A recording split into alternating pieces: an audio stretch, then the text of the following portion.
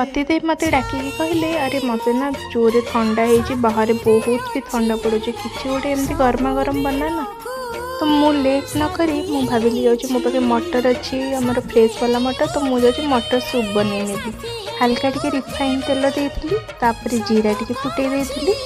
तापर डायरेक्ट आ कौन चुन चुन काटी अदा रसुण को फुटे देती मटर को हल्का टिके फ्राए कर पानी देके पियाज टिके चुन चुन करी काटिके पकई देती 10 ରୁ 15 मिनट सीझी गला पर मटरटा तापर कॉर्नफ्लोर एमती गोले देती तापर आराम से पकई देती तापर ऑरिगानो लूण चिली फ्लेक्स ऐड करी ताको भलरे गोले नहीं देखी पाते केते बढ़िया से मुझे फेंटुची आउ टिके बढ़िया फ्लेवर आसापी मुझे टमाटो सॉस और सोया सॉस को भलरे गोले नहीं तापर एथरे मु ऐड कर देछि देखुन केते बढ़िया कलर भी आसी गलानी आम सूप रो। एटा बहुत हेल्दी भी जदि मो वीडियो टी भल लागुची लाइक शेयर सब्सक्राइब कर देबे।